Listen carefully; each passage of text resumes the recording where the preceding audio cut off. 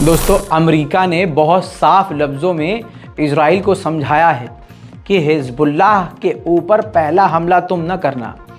अब आप कंफ्यूज मत होइएगा, बॉर्डर पे तो चल रहा है, वो सिर्फ बॉर्डर की है, उस सब ये कह सकते हैं कि सिर्फ हल्की फुल्की चुटर मुटर चल रही है।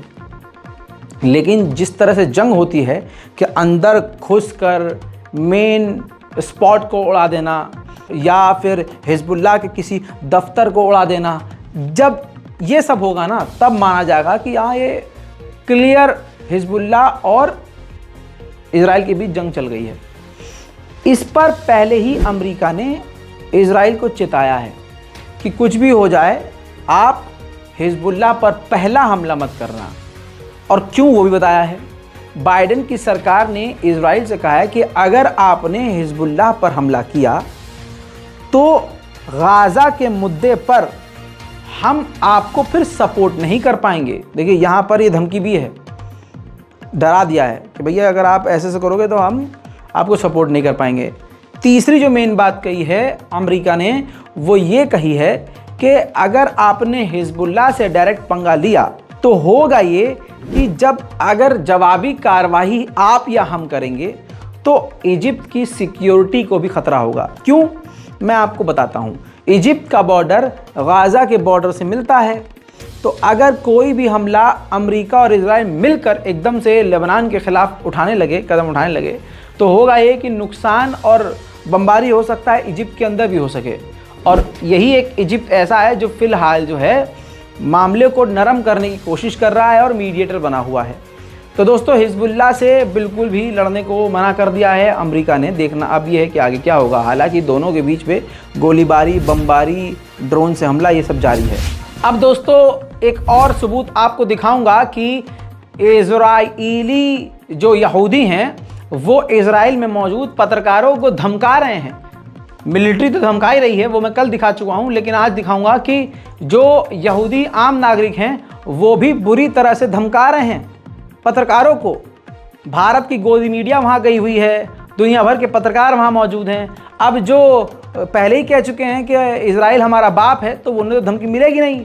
धमकी मिल रही है उनको, बिल्कुल न्यूट्रल होके अपडेट दे रहे हैं और इजराइल का सच बता रहे हैं। इस पूरी भैंसा भैंसी और धमकियों की वीडियो ये है।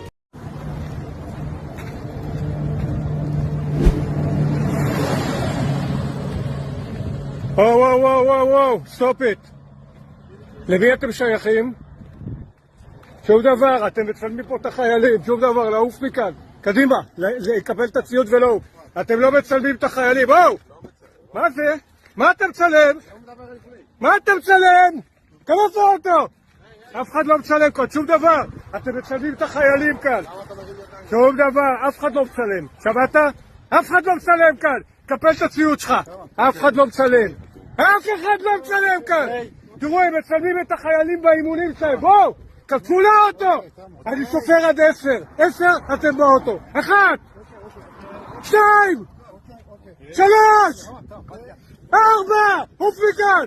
5 6 7 8 9 10. כנסו לאוטו כבר! אתה לא תצלם את החיילים, כנס לאוטו. 5 דקות ואני אקרא למשטרה. למי אתם שייכים? לאל-ג'זירה? יאללה, לעוף מכאן, אתה מצלם את החיילים שלי. उधर ईरान के पार्लियामेंट के स्पीकर ने एक बार फिर से मैं खुद थक गया हूँ इस बोल बोल के कि धमकी दी है।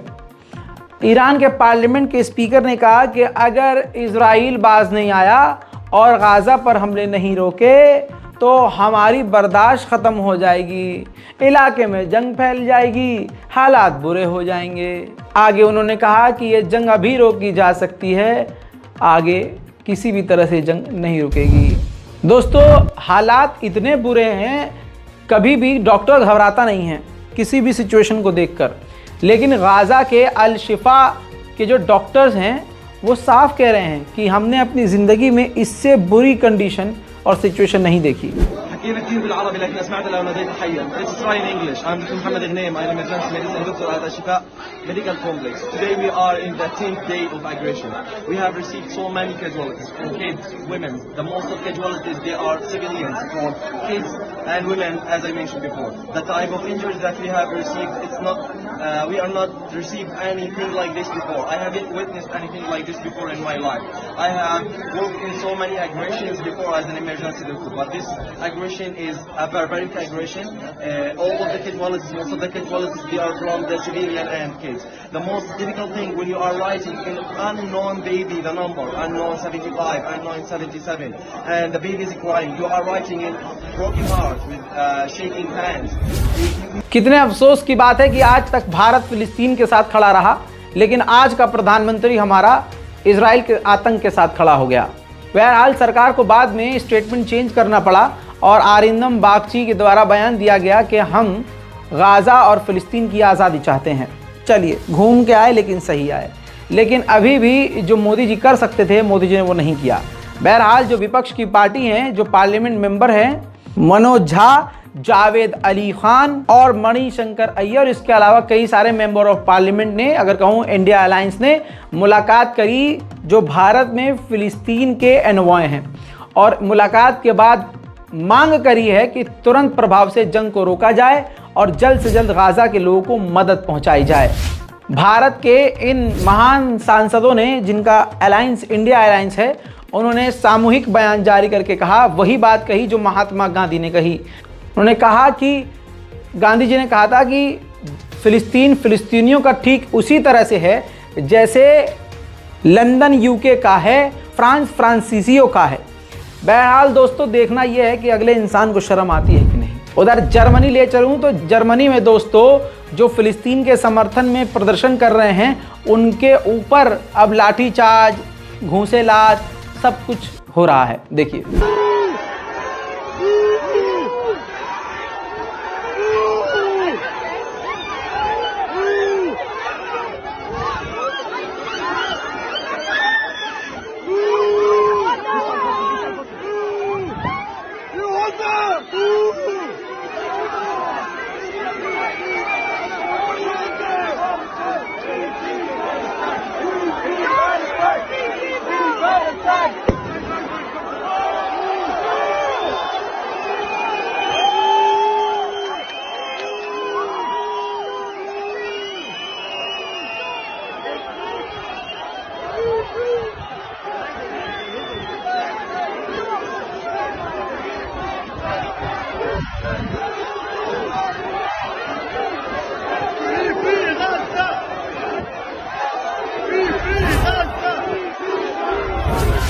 अब मैं सीधा गाज़ा ले चलूँ तो आधी रात की एक तस्वीर दिखाना चाहूँगा।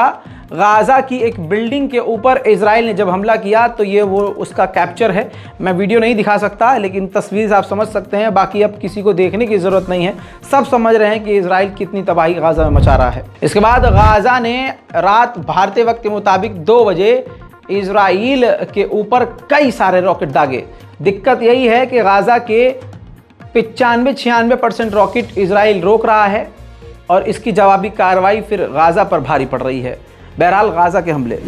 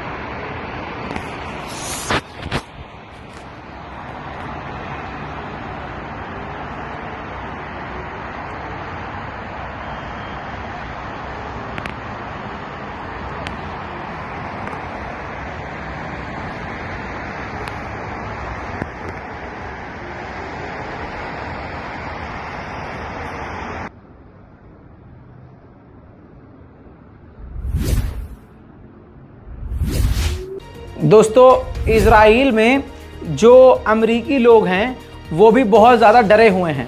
वो हाइफा पोर्ट पर मौजूद हैं और शिप का इंतज़ार कर रहे हैं कि जल्द से जल्द अमेरिका का जहाज़ आए और समुद्री जहाज़ से उन्हें वहाँ से ले जाए।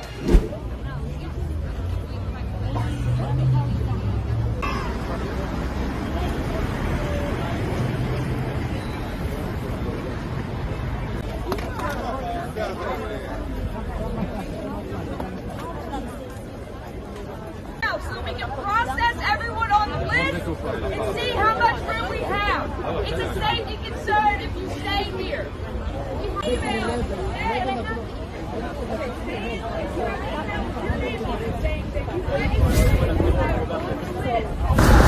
पूरी दुनिया को प्रेशर इजराइल पे बनाना चाहिए, तो ये उल्टा हो रहा है। पूरी दुनिया पर इजराइल प्रेशर बना रहा है। दोस्तों कैसे, मैं बताता हूं। तुर्की के विदेश मंत्री ने हमास के लीडर इस्माइल हानिया से फ़ोन पर बात करी और कहा कि जो आपके पास यहूदी कैदी हैं ना, उनको जल्द से जल्द रिहा करिए। मतलब गाज़ा की कोई डिमांड नहीं मानी जा रही है, न कोई शर्त सुनी जा रही है, लेकिन सारी दुनिया, चाहे वो मुस्लिम देश हो, वो गाज़ा से यही कह रहे हैं कि यहूदियों को छोड़ दो। दोस्तों, अमेरिका के व्हाइट हाउस में फ़िलिस्तीन के लोग इस वक्त बिल्डिंग के बाहर इकट्ठा हैं, व्हाइट हाउस के सामने, और लगातार मांग कर रहे हैं इस वक्त कि गाज़ा पर हमले बंद हो और सीज़ फायर हो जाए, ये जंग अभी ख़त्म हो जाए।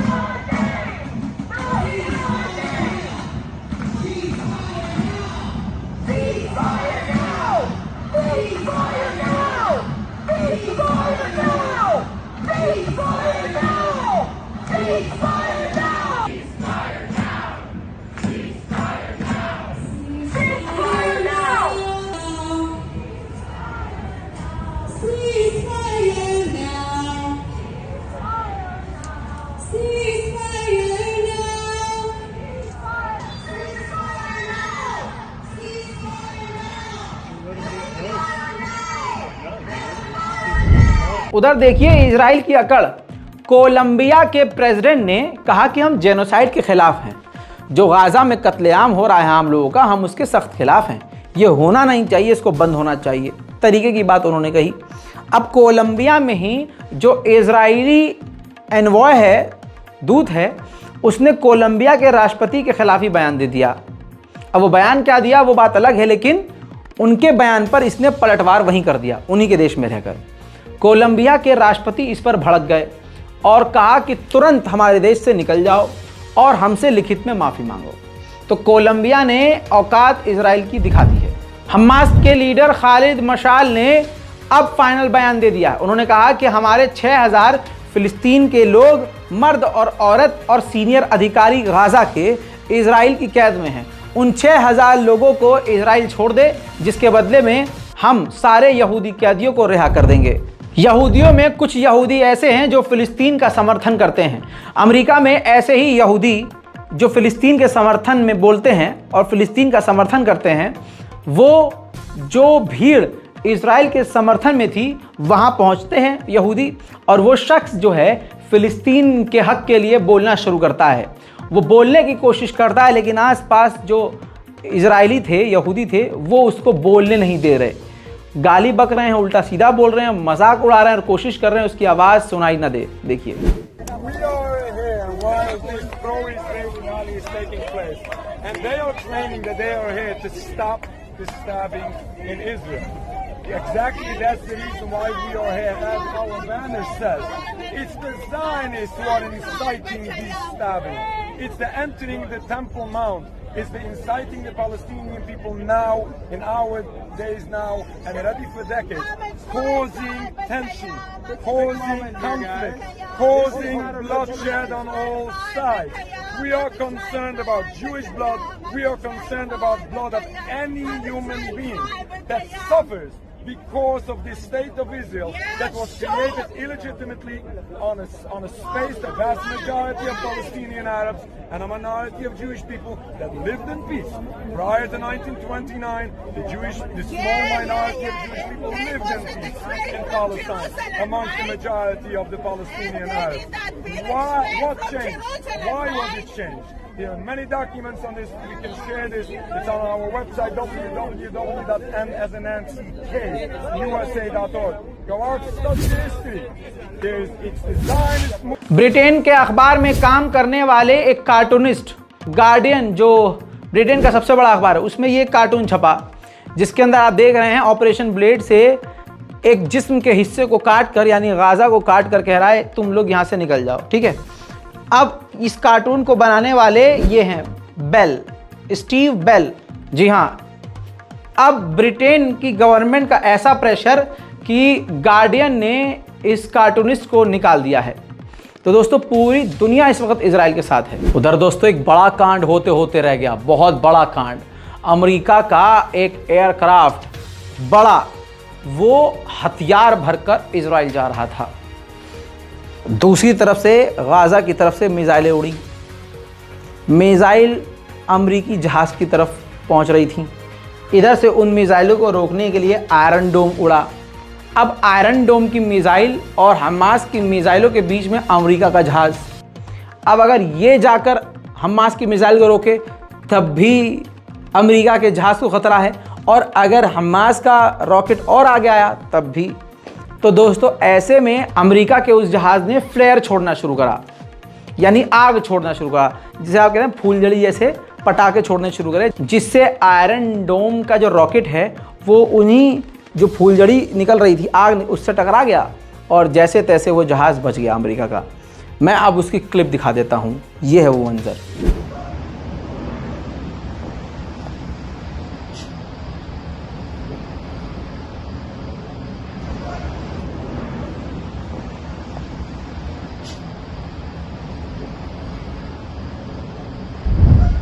फॉर्मर मोसाद चीफ, देखिए यहूदियों की सोच समझिए आप।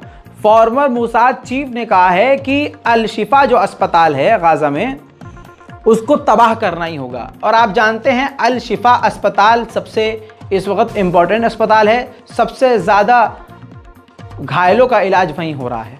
हालात बेकाबू हैं और इजराइल पूरी तरह से कत्लेआम करने को तैयार है। आप ये वीडियो, ये रिपोर्ट रज़ाग्राफी अनस्क्रिप्टेड पर देख रहे थे। आप लोगों से गुजारिश है कि इस रिपोर्ट को ज़्यादा से ज़्यादा शेयर कीजिए, अपने तमाम लोगों तक हमारे इस चैनल को भी पहुंचाइए कि रज़ाग्राफी के 2 चैनल हैं, रज़ाग्राफी और ये रज़ाग्राफी अनस्क्रिप्टेड, दोनों को सब्सक्राइब कर लीजिए। अपने लोगों से भी कहिए, ज़्यादा से ज़्यादा मोमिनीन से, मुसलमानों से कहिए कि ताज़ा जानकारी के लिए दोनों चैनल सब्सक्राइब कर लीजिए, ताकि आपसे कोई बड़ी खबर मिस ना हो। जय हिंद।